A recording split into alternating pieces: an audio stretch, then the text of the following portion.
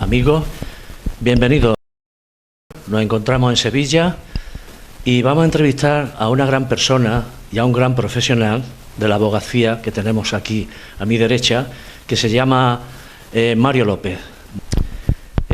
Mario, un placer tenerte aquí. Te lo agradezco en el alma, de verdad.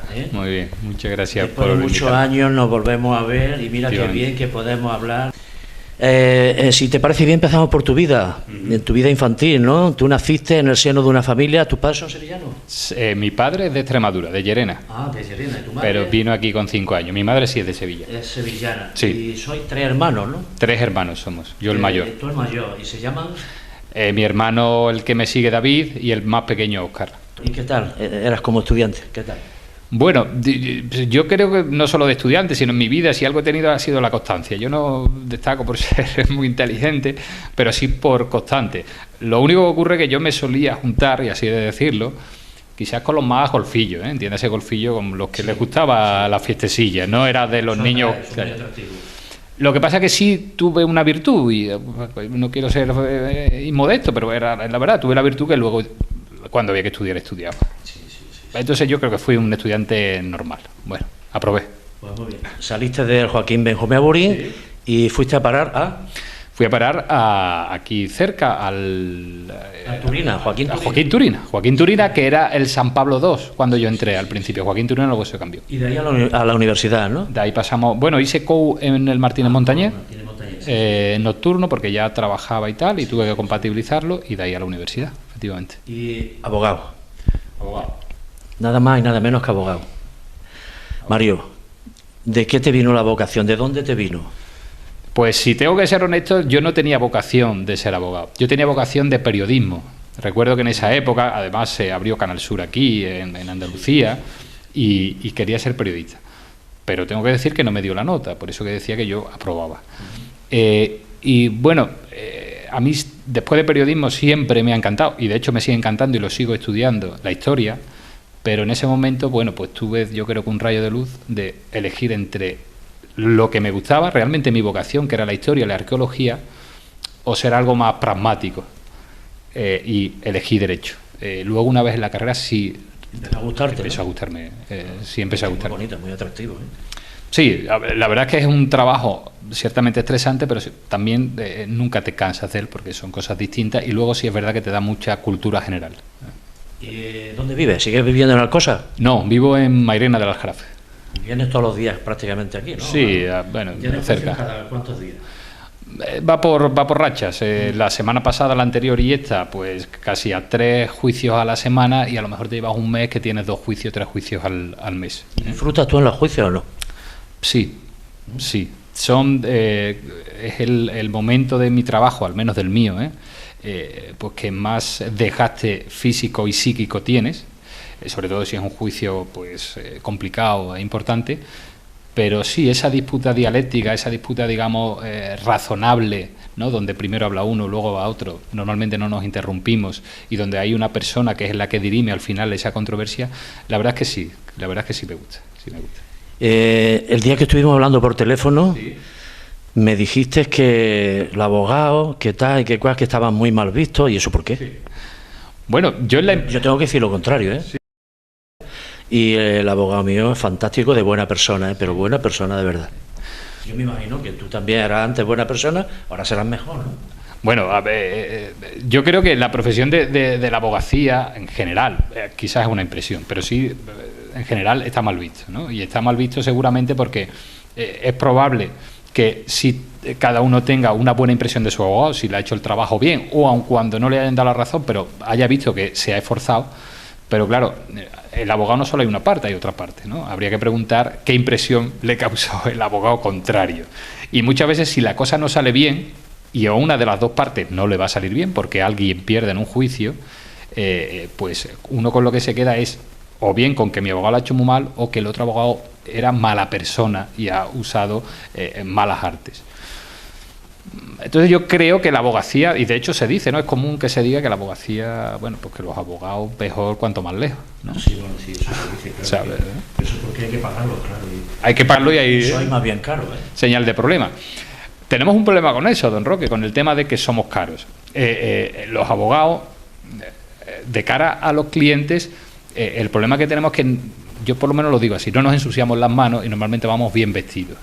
Y eso muchas veces no se valora. Es decir, cuando llevamos un coche al taller, a lo mejor nos clavan 600 euros por cualquier cosa, pero como vemos al mecánico, que en fin, que tal, que es igual, es una profesión igual de buena que la de abogado, evidentemente. Pero uno sí se hace la idea, es que me ha hecho algo. El abogado parece que no ha hecho nada. Y bueno, y a veces sí hace mucho. Sí que hace mucho, Yo por la experiencia que tengo, demasiado. Lo que pasa es que el abogado, el procurador, el juez, el fiscal, el otro de la moto, y entonces hay mucha gente en un juicio, yo qué sé, es complicado, ¿no? Es complicado. Sí, que a uno le den la razón, bueno, pues el dicho que hay, ¿no? Eso, pues tiene que tenerla, tiene que saber pedirla y alguien te la tiene que querer dar, que en este caso es el juez. Las tres cosas se tienen que dar para que te den la razón. Yo creo que la persona que en este caso requiere los servicios de un abogado tiene que ser consciente de una cosa. Nadie le garantiza que le vayan a dar la razón, aunque realmente la tenga. Nadie se lo va a garantizar, porque estamos hablando de que es al final una tercera persona que escucha dos versiones distintas, que observa las pruebas de dos partes distintas, la que al final va a decidir quién tiene razón o quién no la tiene. Pero bueno, eso es en todos los ámbitos de la vida, creo yo, al final. Dime la verdad, Solamente la verdad y nada más que la verdad. ¿Hay justicia en España? ¿Hay justicia en España? Esa pregunta, don Roque... Es relativa, ¿no? Claro, nos llevaría... aparte nos podría llevar a una conversación muy extensa. Primero habría que definir qué es la justicia. ¿Qué es la justicia? Sí, yo al menos me atrevo a aseverar una cosa. La justicia y el derecho no es lo mismo. Una cosa es la justicia y otra el derecho. Para que se llegue a la justicia es necesario el derecho y el derecho está sometido a unas normas. Le voy a poner un ejemplo. Que muchas veces son inmorales, ¿no? Serán justas, serán legales, pero muchas veces son inmorales. Son inmorales. Puede ser que sean inmorales dependiendo de las circunstancias, pero son necesarias, ¿no? El ejemplo que voy a poner, yo puedo tener razón y que yo decirle a mi abogado que me defienda, ese abogado defiende, pero se le pasa un plazo para aportar un papel que es fundamental. Bien, o quizás mejor el otro ejemplo que lo va a entender todo el mundo. Un señor terrorista mata personas, se le graba, eso ha pasado, ¿no? Se le graba en la cárcel la conversación con su abogado diciendo que efectivamente he matado a todas estas personas. Eso se lleva a juicio, pero en el juicio se declara que esa prueba no vale, porque vulnera un derecho a la intimidad, porque no se puede grabar a un preso con su abogado. Todo el mundo se ha enterado de que esa persona ha dicho lo he matado, pero esa persona sale libre si solo hay esa prueba. ¿Eso es moral o inmoral? Pues probablemente sea inmoral porque esa persona ha matado y requiere un castigo. Ahora bien, para que la justicia al final sea justicia tiene que estar sometido a unas normas, porque mañana eso mismo que se ha hecho se puede usar en nuestra contra, no teniendo incluso o teniendo incluso nosotros la razón. Entonces debemos estar sometidos a una serie de garantías donde efectivamente muchas veces las garantías son para las personas que cometen delitos, pero también estamos hartos de ver películas americanas donde no se respetan esas garantías, se manda a la persona a la silla eléctrica y ahí sí nos da pena, porque se ha matado a un inocente. Hay que ponerse en las dos partes y es complejo. ¿Y no es más importante lo moral que lo legal? Por supuesto que es lo más... se debían de combinar por lo menos las dos cosas. Ambas cosas los jueces deberían de tenerlo en cuenta. Sin embargo, se tiene en cuenta solo y exclusivamente lo legal. ¿No es así? Bueno, no, vamos a ver, tenemos que tener una seguridad jurídica que se llama, ¿no? No me quiero tampoco poner muy técnico, ¿no? Es decir, en definitiva, ¿qué es la moral? Probablemente la moral, vamos a poner un ejemplo para que la gente también lo entienda. ¿Qué es la moral respecto al aborto? La moral para una persona que está a favor del aborto no es la misma que para una persona que está en contra del aborto. Entonces, cuando se dice la justicia tiene que ser más moral, pero definamos la moral. La moral es relativa también. Claro, si entramos en la moral, estaríamos perdiendo seguridad jurídica. Es decir, ¿qué es la seguridad jurídica? Que yo vaya a un tribunal y al menos sepa qué normas se me van a aplicar y qué normas no, con independencia que el juez valore si es esta norma o es esta otra, si yo tengo razón o no. Pero si solo nos basamos en la moral, pues eso tendríamos el problema del aborto. ¿Quién tiene razón? El que dice que sí, el que dice que no, cada uno tendrá su opinión. Ahora bien, debe haber una norma, y ahí viene toda la controversia que genera, por ejemplo, la ley del aborto, que establezca un supuesto. Pues el que esté alejado de este supuesto por un bando dirá que eso es inmoral y el otro dirá que es inmoral. Sí, sí, pero es que la moral es muy relativa, como bien han dicho. Mira, ¿por qué cuando se va a un banco, que tienes un plazo fijo, te dan un montón de papeles con una letra pequeñísima y eso los gobiernos, tanto este como el anterior, lo tienen como normal? Y cuando la gente así, si es que primero una serie de palabras técnicas que no la entiendes y segundo que es que no las puedes leer y detrás de ti hay, o sea, te presentan 10 folios. Quien dice en un banco dice en una casa de seguro o dice donde sea, ¿no? ¿Por qué consienten eso? ¿Por qué se consigue? Bueno, yo ahí, don Roque, le voy a dar mi opinión personal, ya no como abogado. Cuando hablamos de un banco, pues simple y llanamente porque los que mandan y los que mueven los hilos son los bancos. Eso lo acabamos de ver. Entonces, la legislación bancaria, de hecho, es muy permisiva con ciertas prácticas de los bancos, y si a los bancos se les está poniendo coto a ciertas actuaciones que hacen de forma abusiva, ¿no? y está saliendo en prensa casi a diario, no es precisamente por las normas que haya, sino por la interpretación que los jueces están haciendo de esas normas. Entonces, ¿por qué se le permite? Pues porque el gobierno está en manos de los bancos. ¿Qué nos aconsejas que hagamos? Hombre, yo lo que aconsejo es que tengamos una actitud preventiva respecto a ciertas cosas que tienen su trascendencia. Es decir, si yo voy a comprarme una casa y el banco me va a dar un dinero, yo me estoy comprometiendo a devolverle ese dinero que muchas veces me voy a tener que llevar toda mi vida trabajando para pagarlo. Además me comprometo a pagárselo en 40 años, ¿no? La vida sabemos lo que pasa hoy, lo que pasa mañana yo no sé cómo voy a estar. Y donde además nos dan un contrato muy extenso, muy técnico, en donde nos mandan a un notario, normalmente el que dice el banco, no el que yo elijo, sino el que dice el banco. Yo ahí lo que pueda conseguir... Los notarios son notarios, ¿no? Sí. O sea, se puede confiar plenamente en ellos, ¿no? El notario lo que hace es dar fe de eso. Pero el notario no asesora. No. Te dice esto es así. Claro. De hecho, estamos viendo como cada vez más sentencias, por ejemplo, algo que la gente conoce de cláusula suelo, y todas esas escrituras donde se está anulando la cláusula suelo ha pasado por un notario. Y ningún notario ha dicho, oiga, tenga usted cuidado que esto que está firmando es abusivo. Ninguno. No te lo dice. Claro. Entonces yo ahí, a la pregunta que me hacía, yo lo que aconsejo es que se vaya antes a un abogado. Porque es que estoy firmando algo que no es posible que yo lo haga si no tengo los conocimientos necesarios para hacer eso.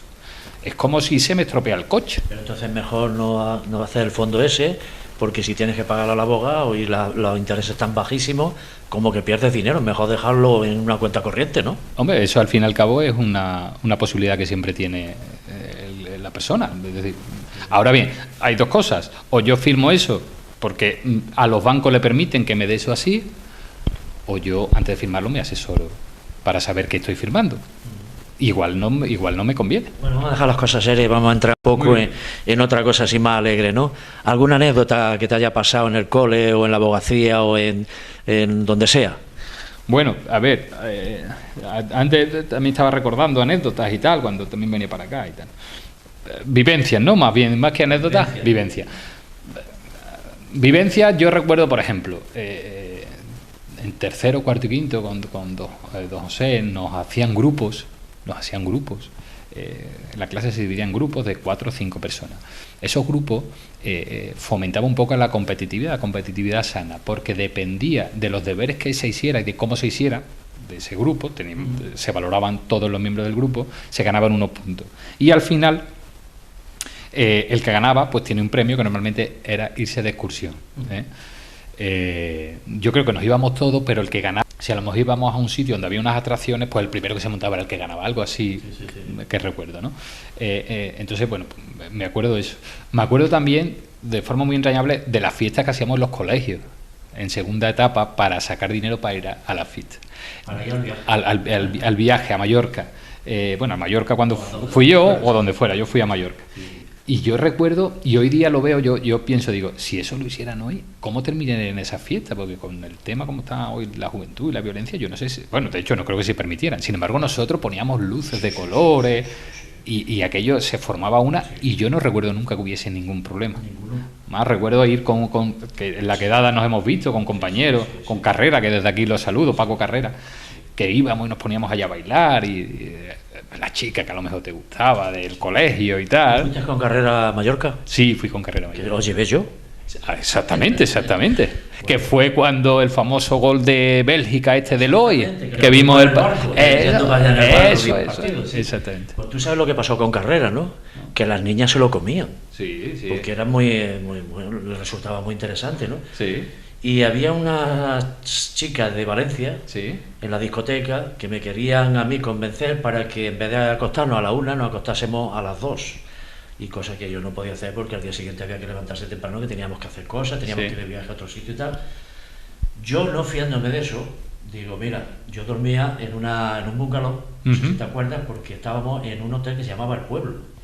Yo recuerdo más o menos el hotel. Sí. Y sí recuerdo que eran... Sí. Y en el bungalow éramos 5. Y yo cogí a los 5 más rebortosillos para tenerlos controlados, porque por la noche no me fiaba de ellos, ¿no? Y uno de ellos era el Carrera. ¿Qué hice? Que donde dormía lo cambié y dije, mira, yo voy a dormir en tu cama y tú duermes en la mía, porque no me fío de que alguna niña de estas venga por aquí y se meta dentro de... No me fío. Y entonces con esas cosas teníamos que tener mucho cuidado, porque con Carrera, bueno, yo quiero recordar que había que estar encima de él. Sí. Porque era muy, yo qué sé, ¿no? Bueno, tenía atractivo y tenía el sex appeal con las niñas. Sí. Y yo no sé si fue en aquella excursión, en aquella excursión, cuando a las 3 de la mañana se nos escapan dos niñas, porque venía una madre con nosotros, y entonces, claro, con las niñas dormían las madres y mi mujer, que también vino, en esa excursión vino la señorita María José, que era mi mujer. Y entonces, a eso de las 3 de la mañana, cuando la madre se durmió, se levantan las dos niñas, se visten, se arreglan, se preparan, y habían quedado con dos ingleses. Menos mal que yo estaba dando vueltas por allí, mi mujer y yo, y las vimos. Y entonces salimos detrás de ellas salieron corriendo, pero dijimos, bueno, vamos a ver dónde se meten, ¿no? Como la vimos salir del sitio, claro, tenéis que venir aquí. Claro. Y al final pues las cogimos y tal, y bueno, aquello fue... Son las cosas que suelen pasar de viajes de fin de curso. Claro. Lo pasamos los maestros muy mal, para que vosotros lo disfrutarais y lo pasaréis muy bien, pero bueno, así son las cosas. Hablando también de la abogacía, yo hice magisterio en la escuela de la calle San Felipe, en Córdoba, y al lado de la escuela magisterio estaba la audiencia. Y a mí me encantaba asistir a los juicios. Cuando teníamos una hora libre, faltaba algún profesor o lo que sea, pues nos íbamos, mis amigos y yo nos íbamos a ver a la audiencia, a ver los juicios. Entonces tuve viendo un juicio donde a un guarda en una finca lo habían tirado a la reguera, una reguera que había muy profunda y casi se ahoga el hombre, ¿no? Y llevaron por lo menos 10 testigos, y cada uno, tú sabes que los testigos los ponen aparte y los van sacando de uno en uno, y cada uno decía una cosa. Uno decía blanco, el otro negro, el otro azul, no se ponían de acuerdo. Y ya el último testigo, que era un hombre así muy de campo, ¿no?